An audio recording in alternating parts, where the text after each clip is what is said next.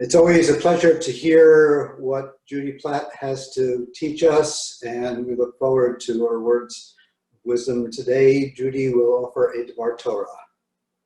Dvarim, the opening parsha of the book of Deuteronomy, is particularly poignant for me. It is here that, like all parents, Moses faces a final parting from his adult children. He wants to leave them with something that will keep them strong and faithful to God and to one another in the face of unknown trials and hardships that inevitably await them. Approaching the end of his life, Moses begins his retelling of the events that have transpired and the laws that have been given over the 40 years since the Israelites left Egypt. As a new generation under new leadership prepares to enter the promised land and faced with his own imminent mortality, Moses is saying goodbye and preparing his people to cross the Jordan and enter the promised land without him.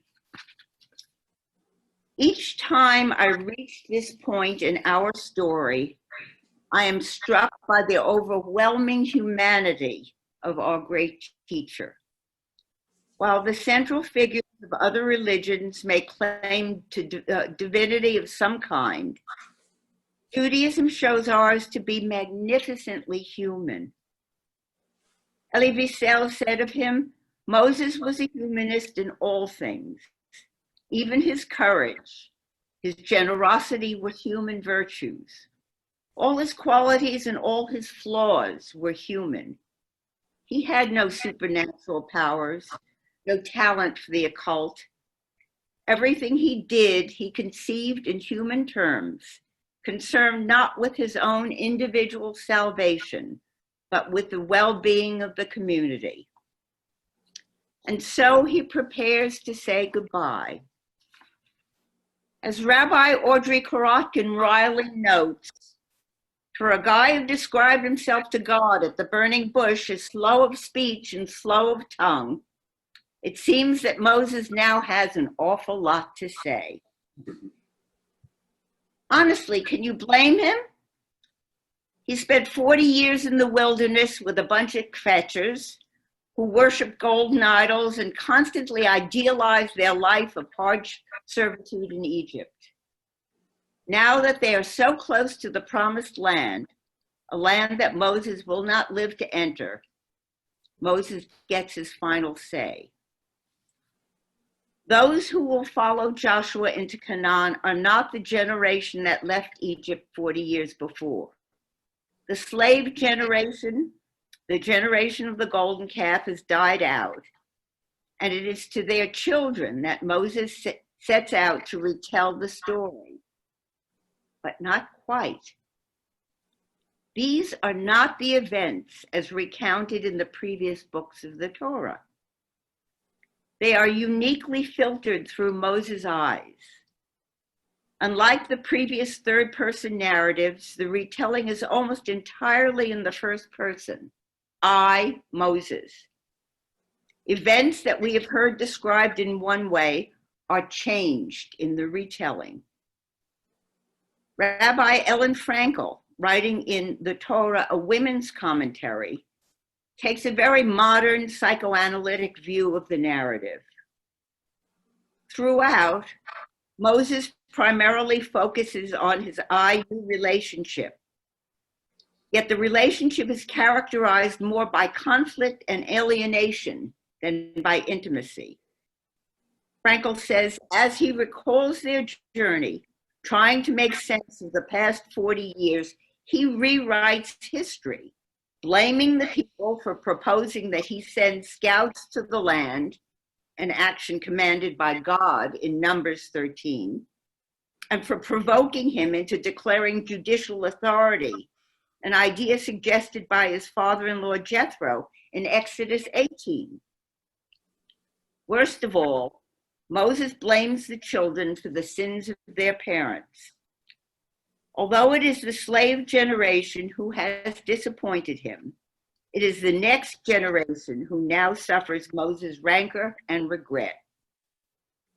Rabbi Frankel asserts that we can read this first farewell speech as a kind of counter-transference, as the presentation of a leader reflecting back to the people what has transpired over the past 40 years.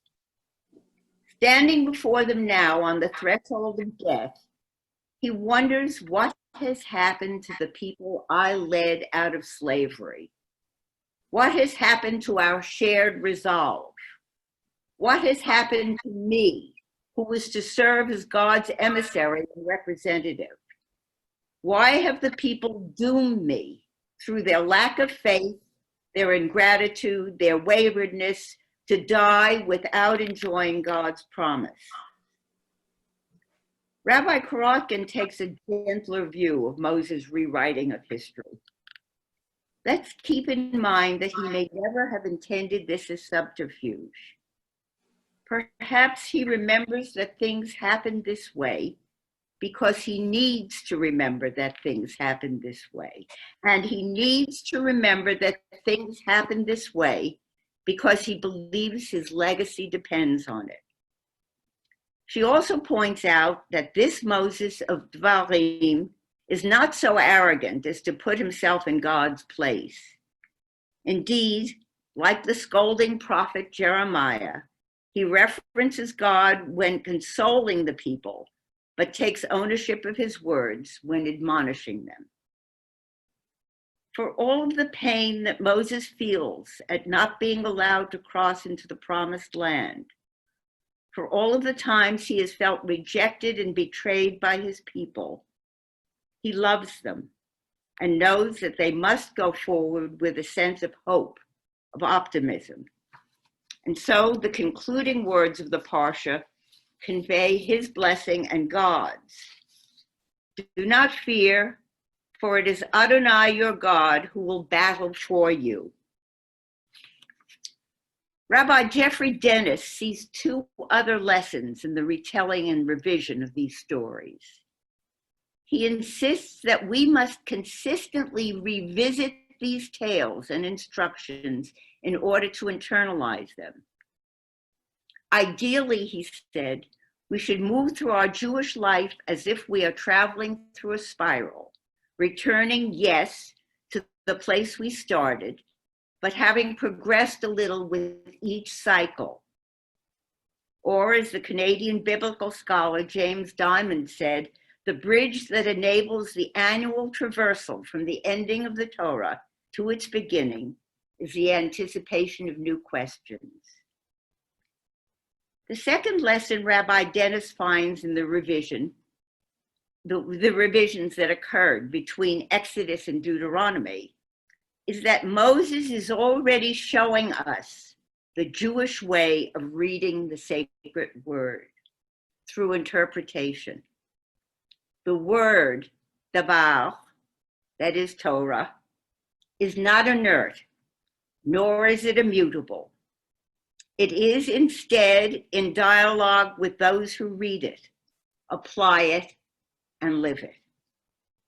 The Torah changes meaning as we use it.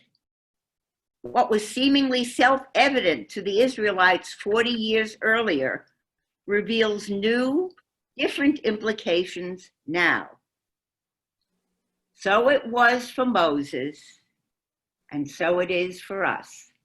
Shabbat Shalom.